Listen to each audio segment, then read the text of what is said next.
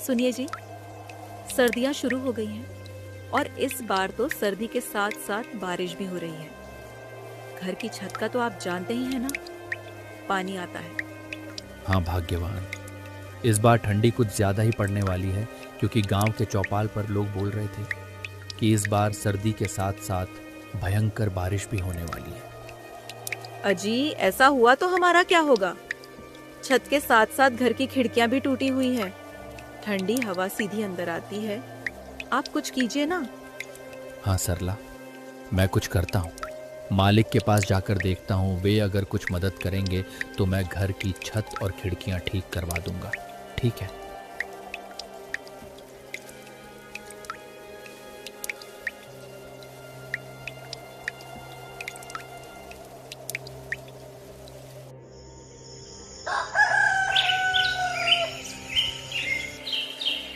अगली सुबह लखन मालिक के घर की तरफ चल देता है। लखन का मालिक, जो स्वभाव से बहुत ही कठोर और निर्दयी था, अलाव के पास खड़ा अपने नौकरों पर चिल्ला रहा था। लखन अपने मालिक के पास जाता है और उनसे कहता है, मालिक, ठंडी का मौसम आ चुका है।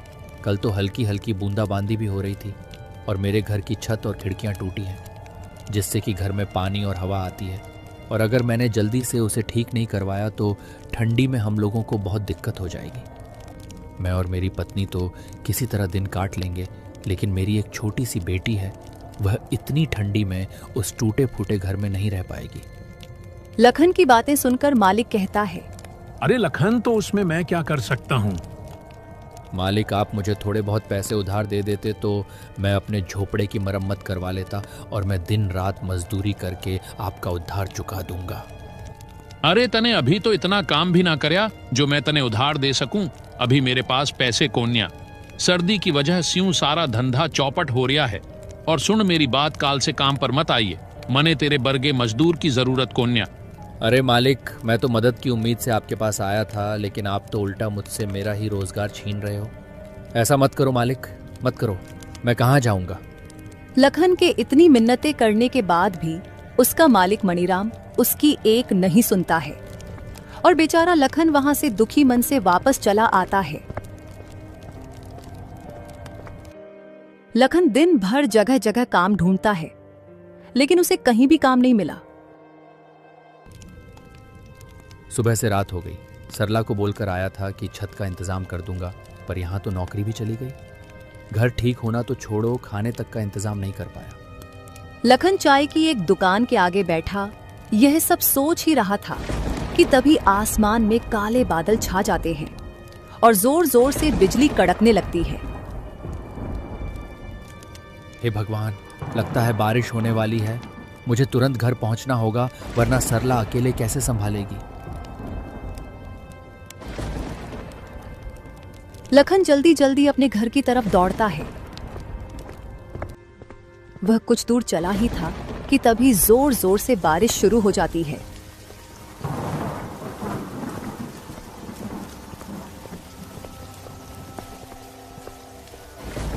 हे ऊपर वाले, ये कैसी परीक्षा ले रहे हो? पहले क्या आपको हमारे दुख कम लग रहे थे, जो ऊपर से ये बेमौसम की बारिश और शुरू कर दी? धीरे धीरे बारिश बढ़ जाती है और चारों तरफ पानी ही पानी हो गया था, मानो कोई समुद्र हो, जिससे लखन का उसमें चल पाना बहुत मुश्किल हो गया था। वह एक पेड़ के नीचे रुक जाता है और बारिश के थमने का इंतजार करता है। हे भगवान, एक तो इतनी ठंडी और ऊपर से ये तेज बारिश। मेरे तो हाथ पैर सुन्न पड़ रहे हैं। इतने पानी में चल पाना भी मुश्किल हो गया है और घर पर बेचारी सरला अकेली परेशान हो गई होंगी। लखन काफी देर तक उस पेड़ के नीचे बारिश के रुकने का इंतजार करता है, लेकिन बारिश थी कि रुकने का नाम तक नहीं ले रही थी।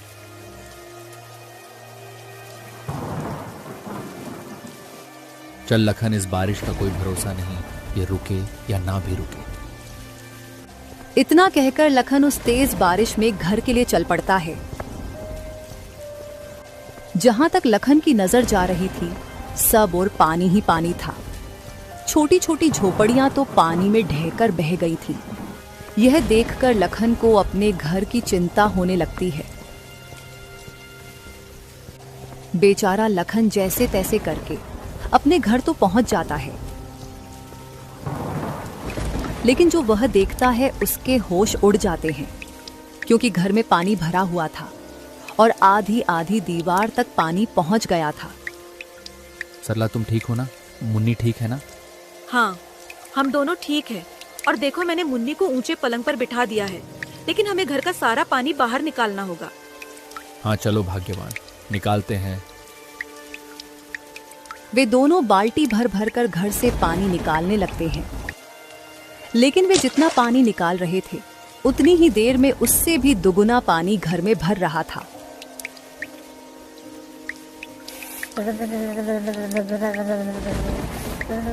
माँ, बापू, ये पानी तो बढ़ता ही जा रहा है। मुझे बहुत डर लग रहा है। अरे मुन्नी, मेरी बच्ची, तुम डरो मत, सब ठीक हो जाएगा। सरला अपनी बेटी को दिलासा दिलाती है, और वे बेचारे इस समय कर ही क्या सकते थे।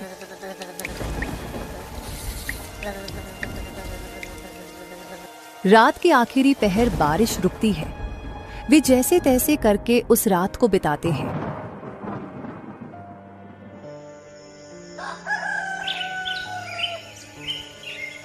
अगली सुबह लखन कुछ लकड़ियां और खाने पीने का इंतजाम करता है, क्योंकि रात वाली बारिश में उनके राशन का सारा सामान बह गया था। उन लकड़ियों से लखन अलाव जलाता है तो उन्हें ठंड से थोड़ी बहुत राहत मिलती है। ये बारिश का सिलसिला यूं ही कुछ दिन तक जारी रहता है। रोज रोज सरला और लखन को घर का पानी निकालना पड़ता। एक दिन वो सब घर के बाहर खड़े थे। अजी, ऐसे कब तक चलेगा? ये हर रोज बारिश का पानी भरने से घर पूरा खोखला हो गया है। अब कर भी क्या सकते हैं भाग्यवान, कोई और रास्ता भी तो नहीं है। वे दोनों आपस में बातें कर ही रहे थे कि तभी अचानक से जोर का तूफान आया और बारिश शुरू हो गई।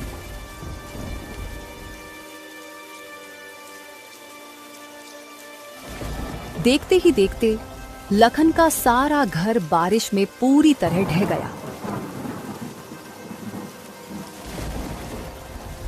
हे भगवान, ये क्या हो गया? हमारी आखिरी उम्मीद भी खत्म हो गई, हमारा घर ही टूट गया। अजी, शुक्र मनाओ कि घर ही टूटा है। मुन्नी और हम दोनों बाहर ही हैं। अगर हम लोग अंदर होते तो सोचो क्या होता। हाँ भाग्यवान, तुम ठीक कह रही हो। भगवान का लाख लाख शुक्र है, कुछ अनहोनी नहीं हुई। पर अब ऐसे में हम मुन्नी को लेकर कहाँ जाएंगे? इतनी ठंड और बारिश में भीगकर हम सब बीमार हो जाएंगे। अजी, अभी तो आज रात कहीं सर छुपाने की जगह मिल जाए, वही काफी है। कल का कल देखेंगे। हाँ, वो हमारे पड़ोसी है ना मंगतू भैया, आपके जिगरी दोस्त, उन्हीं के यहाँ चलते हैं। हाँ, तुम सही कह रही हो भाग्यवान। मंगतू हमारी मदद जरूर करेगा, दोस्ती किस काम आएगी आखिर।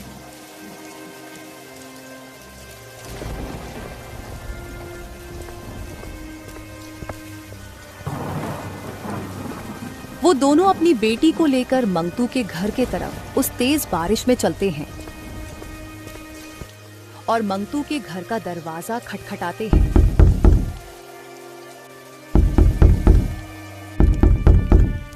अरे भाई, इतनी तेज बारिश में इतनी रात को कौन दरवाजा बजा रहा है? अजी, बैठे बैठे बातें बना रहे हो, जाकर देखोगे तब पता चलेगा ना। भाग्यवान, तुम ज्यादा मत बोलो, चुपचाप पकौड़े बनाओ।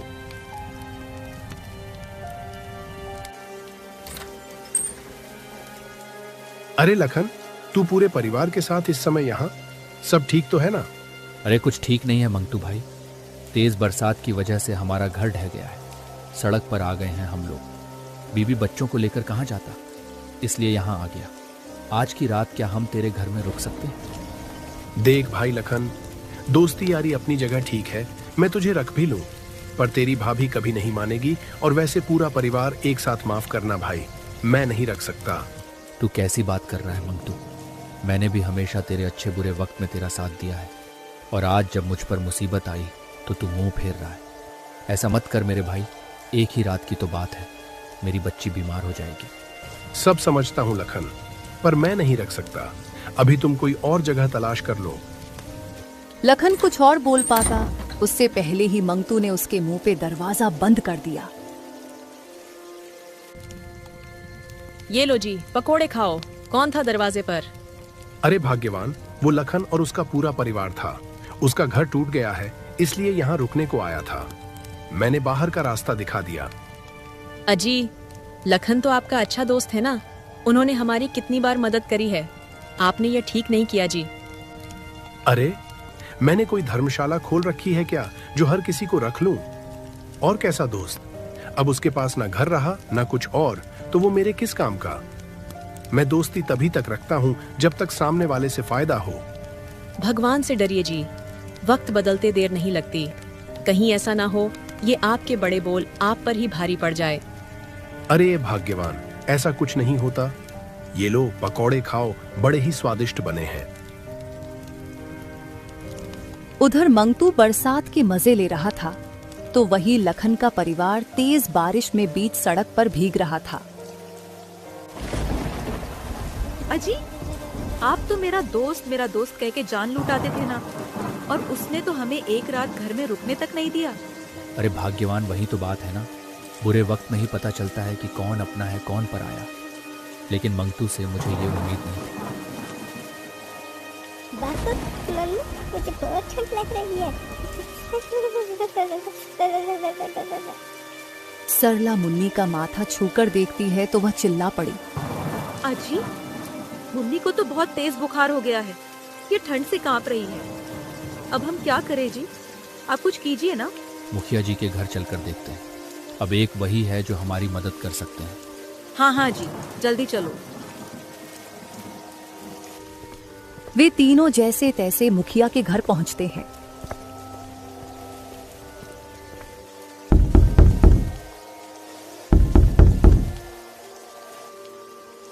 हाँ भाई, लखनऊआ बोल का हुआ? कैसे नाना हुआ? इतनी रात में काहे कुंडी बजावत है? मुखिया जी, वो बारिश से मेरा पूरा घर टूट गया। मैं बेघर हो गया हूँ, मेरी मदद करो। आज रात अपने घर में ठहरने दो। क्यों भाई, मैंने तुम लोगों का ठेका ले रखा है क्या? पता नहीं तुम लोग कहाँ से चले आते हो मुंह उठाकर। मुखिया जी, आप गांव के करता धरता है। अगर बुरे समय में आप ही हमारी मदद नहीं करेंगे तो और कौन करेगा भला? अरे मुखिया हूं तो क्या हुआ? मेरी हवेली कोई धर्मशाला थोड़ी है। अब तू यहाँ से चुपचाप जा रहा है या नौकरों से धक्के मार के निकल आऊं? मुखिया ने उनकी एक भी नहीं सुनी और उन्हें धक्के मारकर हवेली से निकलवा दिया। रात भर वो कभी किसी रिश्तेदार का तो कभी दोस्त के घर का दरवाजा खटखटाते रहे, पर किसी ने भी उनकी मदद नहीं की। थक हार कर वे बेचारे एक पेड़ के नीचे बैठ जाते हैं। आज दिखा दिया लोगों ने, कोई किसी का अपना नहीं होता। आप हिम्मत मत हारिए जी, ऊपर वाला सब देख रहा है, वह हमारी जरूर मदद करेगा। एक दिन हमारे भी जरूर दिन बदलेंगे, और जिन्होंने आज हमें आंखें दिखाई है ना, भगवान उनकी आंखें एक दिन जरूर झुकाएंगे। वे रात भर ऐसे ही बारिश में भीगते भीगते अपनी किस्मत को रोते रहे।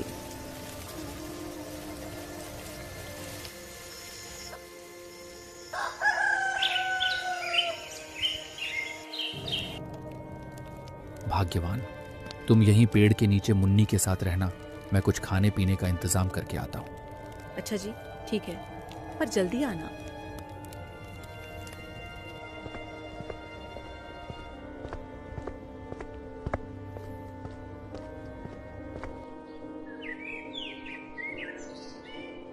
शाम होने से पहले लखन अलाव जलाने के लिए लकड़ी, खाने पीने का सामान और मुन्नी की दवाई का इंतजाम करके आ जाता है। अब बारिश भी नहीं थी तो वह लोग आराम से उस पेड़ के नीचे ही रहने लगे।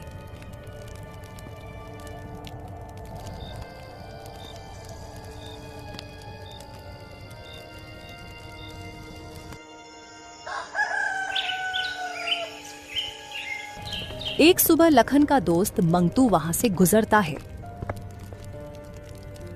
अरे भाई लखन, तेरे इतने बुरे दिन आ गए जो इतनी ठंडी में ऐसे पेड़ के नीचे रहना पड़ रहा है। थू थू थू, मुझे देखकर बड़ा अफसोस हुआ। बस मंगतू भाई, वक्त वक्त की बात है। आज तुम्हारा समय है, तुम हम पर हंस लो। कभी ऊपर वाला हमारा भी समय लाएगा। अरे सड़क पर आ गए हो फिर भी इतना घमंड? ऐसा क्या हाथ लग गया तुम्हारे? चलो कोई ना, तुम ऐसे में ही खुश रहो। मंगतू उनका मजाक बनाकर चला जाता है, जिससे लखन और सरला की आंखों में आंसू आ जाते हैं। भाग्यवान, तुम इसकी बात को दिल पर मत लेना। चलो ठीक है, तुम खुद का और मुन्नी का ख्याल रखना। मैं कोई काम देख कर आता हूं। लखन काम की तलाश में वहां से चल पड़ता है और वह गांव में बहुत जगह काम के बारे में पता करता है, लेकिन उसे कोई काम नहीं मिला। सरला और मुन्नी मेरा इंतजार कर रहे होंगे, मुझे जल्द ही वापस लौटना चाहिए।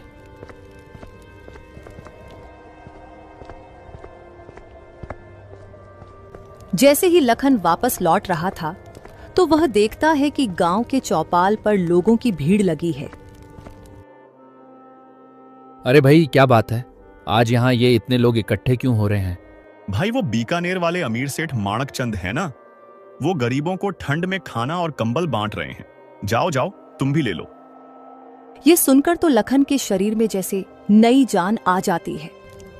वह झट से लाइन में खड़ा हो जाता है और सेठ माणक चंद से भोजन का पैकेट और कंबल लेकर वह फूला नहीं समाया। भगवान आपका भला करे सेठ जी, आपने गरीब की मदद करी। उस दिन लखन की खुशी का ठिकाना नहीं था। वह कंबल ओढ़ता है तो उसे ठंड से राहत मिल जाती है। वह भगवान का धन्यवाद करते हुए तेज कदमों से अपने परिवार की तरफ चल पड़ता है।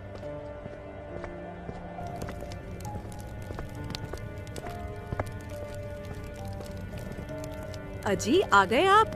और ये नया कंबल कहाँ से ले आए आज? अरे भाग्यवान, वो बीकानेर वाले अमीर सेठ माणक चंद है ना, वे गांव में जरूरतमंदों को कंबल और खाने का सामान बांट रहे थे, तो मैंने भी वहां से ले लिया। हाँ बापू, सही किया आपने। अब आपको भी ठंड नहीं लगेगी। हाँ जी, मुन्नी बिल्कुल सही कह रही है। आपको इस ठंडी में इस कंबल से कुछ तो राहत मिलेगी। लखन और सरला आपस में यह सब बातें कर ही रहे थे कि तभी उनके पास एक बूढ़ा आदमी आता है। अरे बेटा, मैं 2 दिन से भूखा हूँ, मैंने कुछ नहीं खाया है, कुछ खाने को मिलेगा? हाँ हाँ, क्यों नहीं बाबा, आओ बैठो। लखन को जो सेठ से थोड़ा बहुत खाना मिला था, वह अपनी और अपने परिवार की परवाह किए बिना उस बूढ़े आदमी को दे देता है।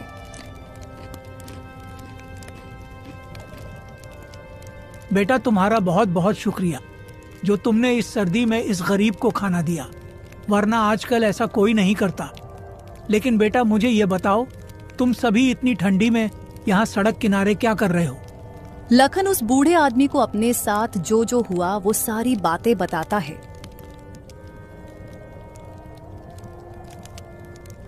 अरे बेटा, तुम्हारे साथ तो बहुत बुरा हुआ, माफ करना। मैंने तो तुम्हारा सारा खाना भी खा लिया। अब इतनी ठंडी में तुम लोग क्या खाओगे? अरे बाबा जी, कोई बात नहीं, मदद करना तो हमारा कर्तव्य है।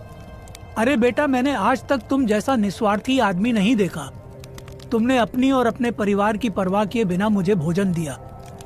मेरे पास तुमको देने के लिए ज्यादा कुछ तो नहीं है। इतना कहकर वह बूढ़ा आदमी अपनी झोली में से एक पोटली निकालकर लखन को देते हुए कहता है, बेटा, तुम दिल के बहुत अच्छे हो। ये लो, मेरी तरफ से एक छोटी सी भेंट, और इस गरीब का तुम्हें आशीर्वाद है। तुम जिस चीज को भी छू लोगे वह लोहे से भी मजबूत हो जाएगी।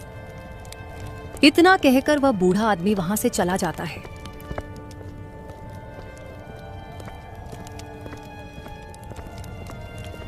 क्या लगता है भाग्यवान, क्या हो सकता है इस पोटली में?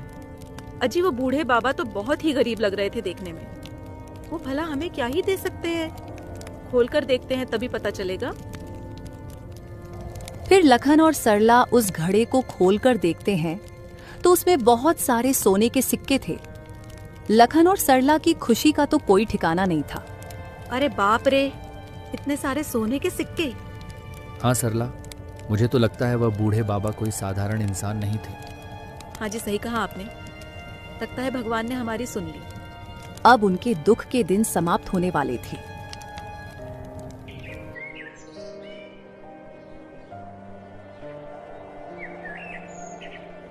लखन उन सोने के सिक्कों को बेचकर उनसे एक बहुत अच्छा घर बना लेता है। अब उसके पास ठंड और बारिश से बचने के लिए एक अच्छा घर था और वह खुद का एक छोटा सा कारोबार शुरू करता है, जिससे गांव के कुछ गरीबों को रोजगार भी मिल जाता है।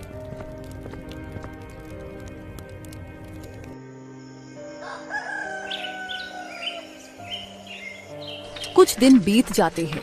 वो कहते हैं ना, समय बदलते देर नहीं लगती। एक दिन अचानक आसमान में काले बादल छा जाते हैं और हवाओं के साथ जोर जोर से बिजली कड़कने लगती है और देखते ही देखते भयंकर बारिश शुरू हो जाती है।